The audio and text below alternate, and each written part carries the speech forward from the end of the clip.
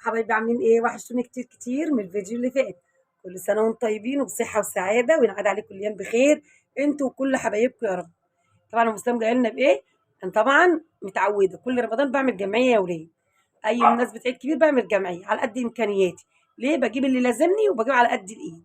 بصوا هنا حبايب قلبي، ده خزين شهر رمضان، طبعا ده مش الشهر كله. احنا بنجيب لحد ما يخلص كده وربنا يستنى بقى نجيب تاني. هنعمل ايه؟ على قد ايدينا، على قد لحافك مد رجليك. بصوا كده، هنبتديها حاجة حاجة كده ونشوف كل حاجة مع بعضينا بأسعارها وبتمنها.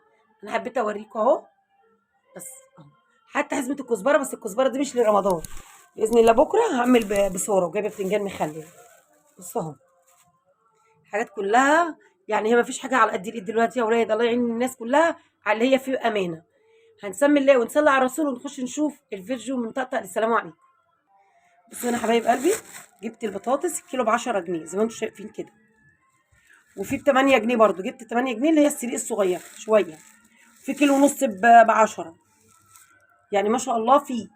بس انا حبيت جبت الكبيره ديت. بص دي الرملي، حمرتها حاجه كده جميله بامانه. بس ما شاء الله، جبت 10 كيلو يا ولاد.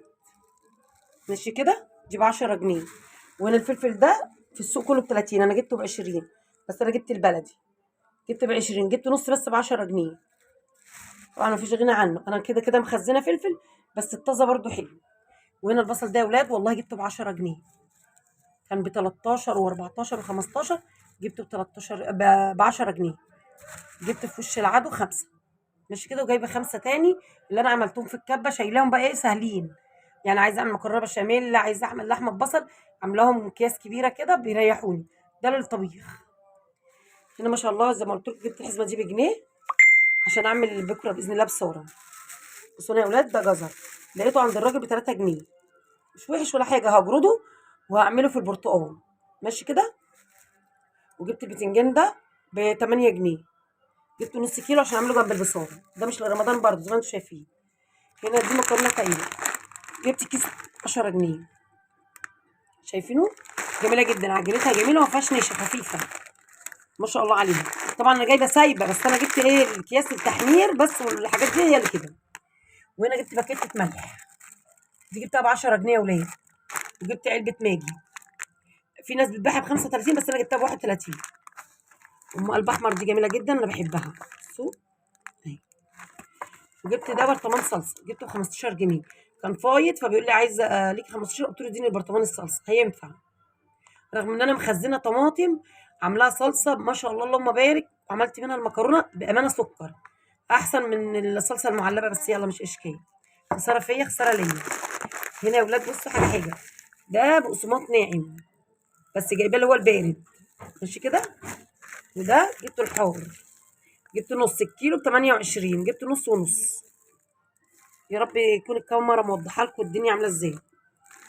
هنا ده برطمان سمنه الاصيل، والله ما بعمل عرض ولا حاجه، جميله جدا جدا جدا.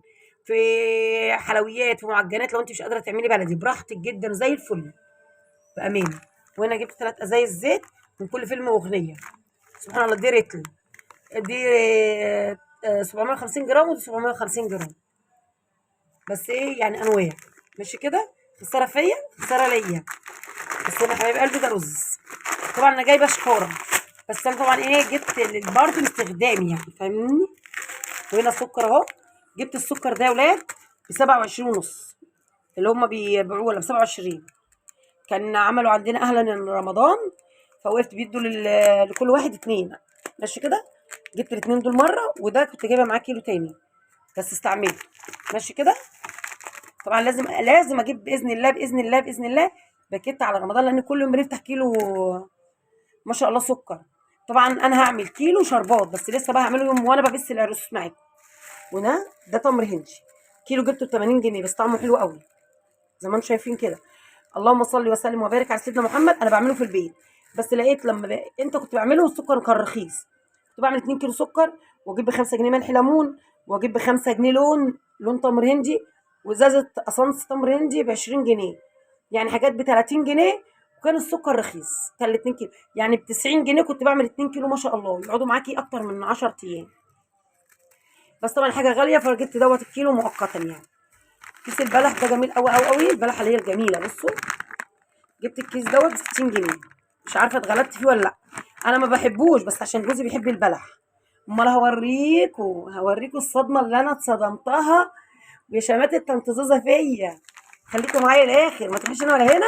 كملوا الفيديو اللي وصل معايا لحد هنا يعمل لايك وشير ويشير الفيديو لاكبر عدد عشان يوصلكم مني كل جميل. واللي نفسه تشترك في القناه فضلا وليس امرا تشترك، عشان ام اسلام زعلانه قوي من اسعار المشتريات. ده نشا جايبه النص ب20 جنيه يا ولاد زي ما انتم شايفين كده. وهنا سوداني جبت ربع كيلو لان انا بقى عندي بتاع 8 كيلو كده من ساعه ما كنت بعمل الطحينه. عشان كده خليكم مركزين معايا عشان انا بهيس. خساره فيا خساره عليا. طبعا عندي 8 كيلو ربع كيلو. طبعا هعمله فستق كداب. طبعا انا الفستق الكداب عاملاه فيديو كامل على القناه وعلى الصفحه. اللي هيعوز ان انا يعرف الطريقه يقول لي وانا اعملها له. يقولوا لي في التعليقات قبل ما ابتدي اعمل الفستق الكداب. هعمله باذن الله النهارده بالليل. ماشي يا ولاد. ده الكركديه جبت الكيلو ب 220. جبت ربع كيلو ب 55. ماشي لان انا ما بكترش قوي. باخد حبه صغيرين كده وانقعهم ما بغلوش. ما شاء الله على قد ايه كوبايتين 3 كده مش عايزين كتير لان احنا اساسا التمرين دول عرقسوس. جينا للمعلم الكبير اللي ما بنعرفش رمضان من غيره. بس ما شاء الله عرقسوس جميل قوي. ده عرقسوس اصلي بيقول لك اصلي الله اعلم اصلي ولا لا. اللهم بارك. جبته بكام؟ كيلو ب90. جبت نص ب45. طبعا انا مش كل يوم ببل عرقسوس مش كل يوم. هو مره واحده قبل رمضان ببله. كل يوم بيبقى عندي عرقسوس جاهز. ازاي ام اسلام؟ مش سابق الاحداث. حضري ابره او دبوس وانا هقول لك ازاي تعملي العرقسوس. احلى عرقسوس مش هياخد منك وقت. يا دوبك قبل الفطار بنص ساعه تطلعي تحطيه في الميه 10 دقايق وما شاء الله يبقى احلى عرقسوس. ولا الشاشه ولا اي حاجه يبقى زي الفل وهيعجبك باذن الله. بس انا بقى ما اجيب لكم الصدمه الكبيره. بصوا يا اولاد خساره فيا خساره ليا. طبعا انا ولادي ما بياكلوش البلح ولا يعني احنا مش كيفه قوي. ممكن اكله بلبن بس. جوزي بيحبه.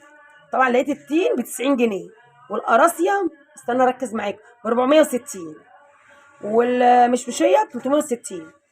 طبعا عشان اجيب كله ربع ربع ربع برضه هيعدي معايا. لقيت العلبه دي يا اختي ب150 جنيه. قولوا لي يا ولاد في التعليقات انا اتغلبت ولا ايه. هي لو عملت له مرتين 3 كفايه يعني. هو ما مش كيف برضه قوي قوي. بس طبعا هو ما بيعرفش رمضان الا بالبلح. بس ما شاء الله جميله بصراحه بس حلو. وهنا اهو اللهم بارك. ده نص جوز الهند ربع ربع يا ربي ربع. ده اللي جوزي جايبه. جوزي ما بيعرفش يعمل زيي ويجيب حاجه على قد الايد. جابوا لي بالعبد.